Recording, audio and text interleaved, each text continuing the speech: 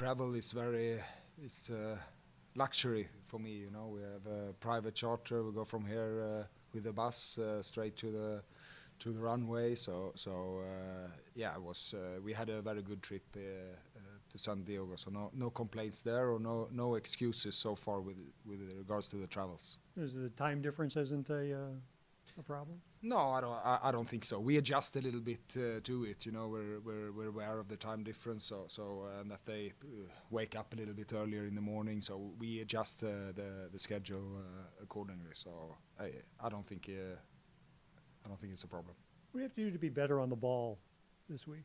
Sorry. What do you have to be better on the ball? Is the problem you had against San Diego, not good on the ball? What do you need to do, or how do you go about making it better? Yeah, we're gonna have a little bit more clarity in what we want in build out, build up. You know, so you know, they're clear on what options they have, both in our direct attacking game, but also in our possession game. So hopefully we have helped them this week to improve their quality on the ball, because it wasn't good enough last week. Matt. Coach, if everything's going according to plan, how do you view Edu Lubin's role in your build-up? Yeah, that is one thing we're looking at. How can we get the most out of him and put players in the right positions in build out, but you know, also not be predictable. We know we're strong in our longer game, or have been previously. We were not so strong in the last game, but usually we are also in behind opponents, so we don't become predictable. But yeah, Edu is one of the players who's good on the ball, and got to make use of that. Historically, in the past couple of years, Edu Lubin's been a player that plays all 90 when he's fully fit. Has there been anything going on with him as far as coming out early in games, or has this been purely a tactical approach? I know early, I think it was the first game you said he was showing a little tired. Has there been anything going on with that, or is it just the start of the season? No, he has improved a lot this season compared to last season with his data. That is something we were looking at. We've been talking a lot to him about, you know, having a higher intensity, being more often on fourth or fifth gear rather than second or third. And he's done really well in preseason, and now we're looking at the physical data after the game. He does a lot more compared to last season, and I think you can see that in his quality in his game as well. That helps him. So you know, it has been a choice not to see him drop to second or third gear, the end of games, rather than I think he's not doing well enough. So it's part of our game also. We want to play with high intensity. We want to have fresh legs all the time, and we have good alternatives in those positions also. So yeah, no, he's done well so far, I do. Justin? Looking ahead to what the Galaxy offer on Sunday, they've obviously struggled to start the season, and St. Louis have kind of played well against them over the last couple seasons just because of the chaos of the game model and everything. Is this an opportunity that you're looking forward to not just score some goals, get that win on the table, but to maybe really surprise the team that is the defending champions in MLS? Yeah, I mean, we want to surprise all teams. You know, again, don't want to be predictable in the way we play. I don't think we surprised San Diego too much in the way in our attacking game, so we were disappointed with that. So definitely hope to, as you said, surprise Galaxy on Sunday. Obviously, two teams looking for the win. Again, as you said, they've struggled so far. So. Be interesting to see what they do. They changed around a lot, played a completely new formation now in the against Heredia in midweek. Have some injury issues as well, so we got to prepare for changes. Yeah, is there anything like in their game specifically that you're seeing that's maybe caused like some of what they're seeing throughout the start of the season? I think they've changed quite a lot in formation, especially as I said in the last game. So we're not exactly sure at the moment what formation they're going to put. They also changed personnel. They have a lot of games as well. So we focused a lot on ourselves this week, but had a look of them as well, especially individually. They have some really good individual quality we have to be aware of. Tom Schwartz? Coach, I'm curious about adjusting to life in the United States. For example, was living in the United States ever on your radar before you started looking into this job? You know, you mean previously in my life? Or, Yeah. or, Have you thought about, did you ever think about living in the United States before you started thinking about this job? No, I don't think so. I think I mentioned before I was close to signing for Toronto, which is not USA, but Well, it's our 51st state now. MLS. Yeah. So that was probably the closest I've been to move over here. Yeah, but life has been good so far. We're extremely well taken care of by this club. You know, we have an amazing setup here, and we mentioned the travels before. It's fantastic setup here. I come from a small club in Sweden, and you know, nowhere near the possibilities we have. You know, in everything. On and off the pitch, and MLS is really organized as a league as well. So yeah, I've been really happy with the way, you know, the MLS and the country has welcomed me so far. And can I ask you a question about Aston Villa? Sure. Have you been able to follow them this year with their progress through the Champions League, and how does that make you feel? Yeah, really nice, really nice. I was able to visit them. Was that last year or a couple of years ago? And you know, it's a club that they've improved a lot, invested a lot. You know, they have a huge budget now and been able to sign, build a really good squad. The training facilities is amazing and great support. So it's a big club now. It was quite a big club when I was there as well, but it's even bigger now. You know, being involved in Champions League football and you know, challenging for the top positions in. Is there an excitement level for you when you get to see that you still get to see them play on TV?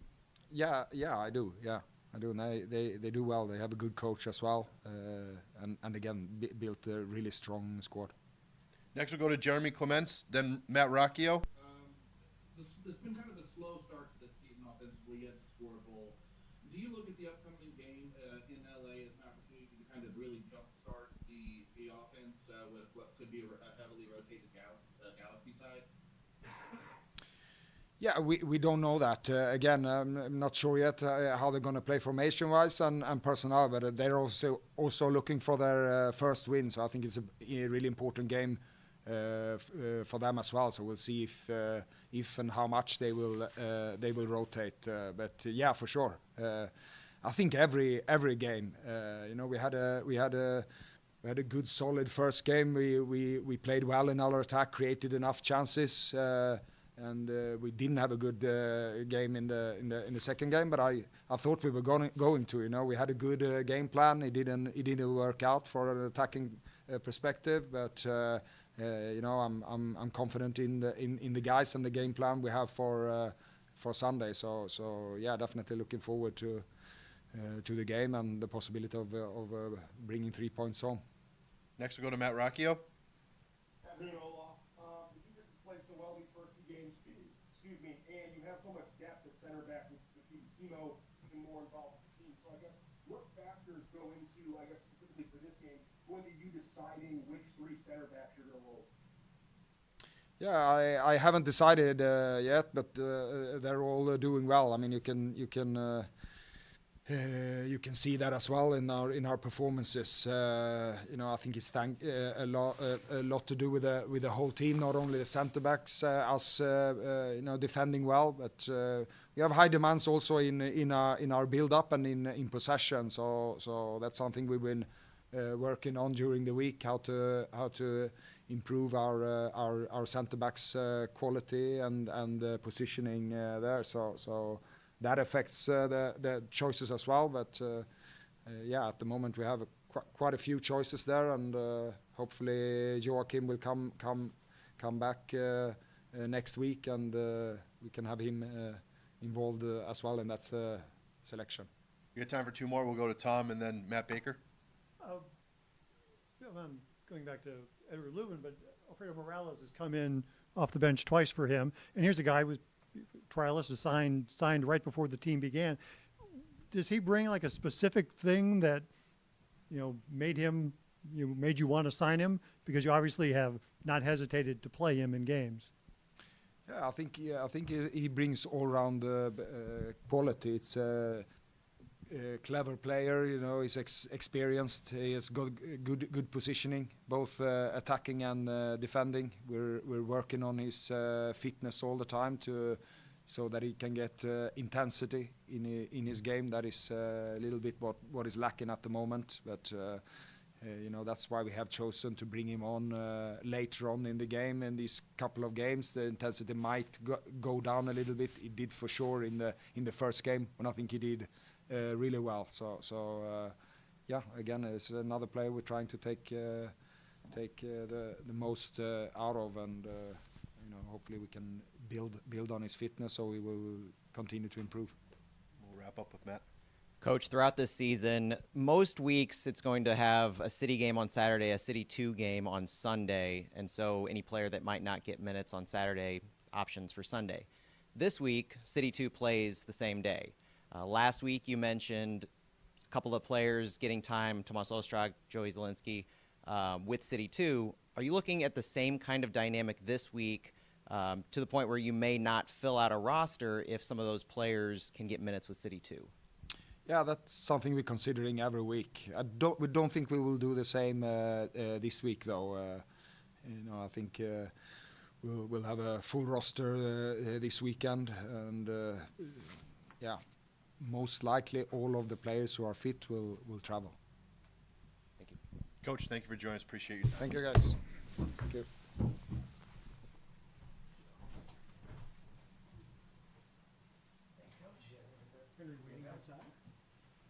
No, we're done.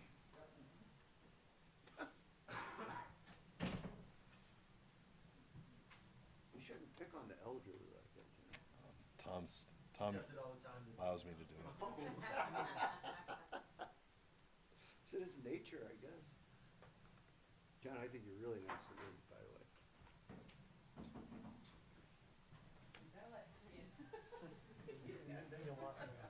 I mean, I didn't put a lot of that.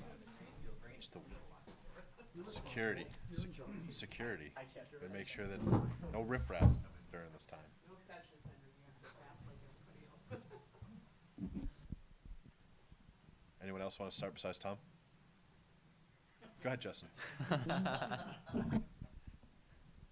Hi, Henry. Obviously, another week of training with how successful the center backs have been the last couple of weeks. Are you looking forward against a Galaxy team that have also kind of had problems in generating in the attack, or just having another strong performance? Yeah, looking forward to another game, hopefully another strong performance, hopefully another clean sheet. So hoping for all of those things. And then with kind of what's been talked about with the defense leading into the attack, is there some hope that this week too, that finding more of that connectivity in between the formation and just generating more attacking opportunities? Yeah, for sure. We worked on build out a lot so far this week. Maybe we'll even work on it a little bit tomorrow.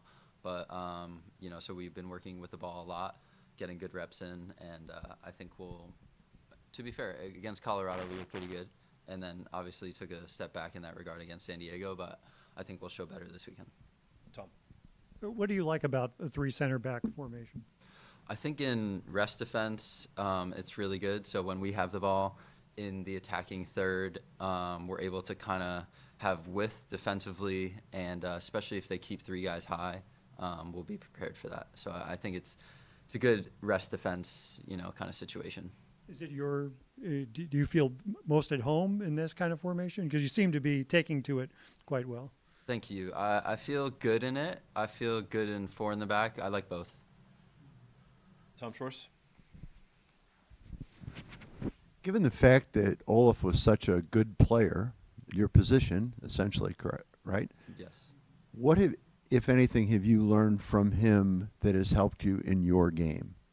Yeah, there's some specific stuff. So on the ball, a little bit of deception, kind of, changing direction passing wise.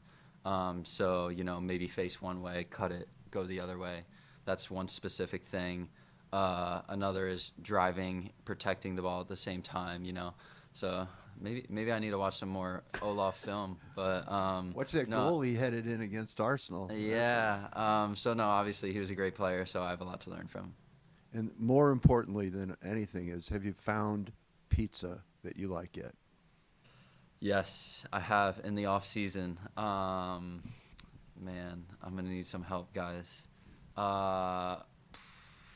one John told you about, La Pizza? Have you been there?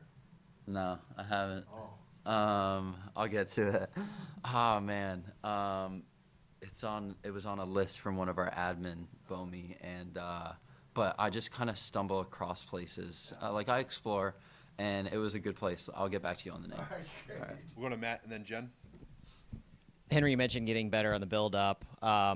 What about what you've seen from defenses or when you have the ball, defenses that have shown different ways that you can be better on the ball, whether it's facing a press or facing a team that maybe drops off a little bit? And what are you expecting to be able to take advantage of against LA? Yeah, so San Diego pressed higher than Colorado did. But I think after watching the game back, there are ways we can find solutions to build out there, like even if they were pressing higher, whether it's, going long to feet or going in behind, better movements, better execution. So I think even if a team is high pressing, we can execute better. Against Colorado, they sat off a little bit, and I thought we actually had really good success building and getting into their final third. So, we'll see how the Galaxy set up, but I think no matter how they defend, we should be able to find solutions to it. What do you make of your own midfield? I know the left and right center backs have tended to want to move up forward a little bit and get in higher positions. What do you feel that the role of your midfield is in how you're building up? Yeah, they should. We try to get them the ball and let them switch play. Obviously, some very talented guys in the middle of the field that we have. So whoever's there, whether it's Akil, Adu, Chris, whomever, we trust them to advance our attack. Jen? Henry, in first week game, you and I talked a little bit about defending. You mentioned the importance of shifting with the back line, and I'm assuming that doesn't mean just the 3 in the back, probably the people in front, maybe even Roman behind. How's the shifting going, and how does that work with you 3 connecting either with the next line in front of you or Roman in the back? Yeah, I would say it's like probably the 3 plus the wing backs mostly, so the 5 of us shifting. Sometimes we'll have a wing back release, and then the 4 of us need to slide and cover that. It's a big role of mine to cover those balls that get played in behind. But the midfielders in front of us as well, kind of identifying when to move left and right. So really shifting as a team, trying to lock them on one side, and I think we've done it decently so far. Next we'll go to Jeremy Clements. Thanks so much. Henry, can you talk a little bit about the partnerships that are forming? You and Giannis, especially last week, had a really great shutdown effort as a duo, but in the back 3, can you talk about the partnerships you're forming along that back line a little bit for us? Yeah, really good. So, me, Giannis, Kyle, Josh, have all been back there. And I think it's worked really well so far. I don't think we've given up too many chances. 1 shot on goal in 2 games, pretty good. So I think it's worked well. Tom? Did you do something to your wrist? No, it's aesthetic. Yeah. Is it at this point in the season, is the defense just ahead of the offense? No, I wouldn't say that. I think it's a team kind of formation system where, 3, we have an extra number in the back. So at times we're looking like 5 in the back, and it's helped us so far. I think it's also on us to try to advance the attack and build up better than we did against San Diego. So I would say the team has done well defensively, and the team can do better offensively. I wouldn't, say it's like these guys offensively aren't doing well. I would say it's a team issue that we can resolve. I mean, when you look at like some of the touches that a lot of some midfielders didn't get a lot of touches, do you take that? Sometimes it's on us. Yeah, sometimes it's on us because we're not getting them the ball in the spots that we should. Henry, thank you for joining us. Thank you, guys. All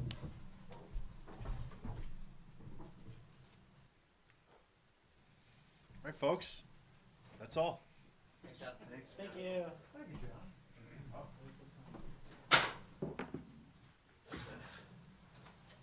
This is the second to last time you're going to be in here for the bench. Well, I'm going to be kicking my feet up after that.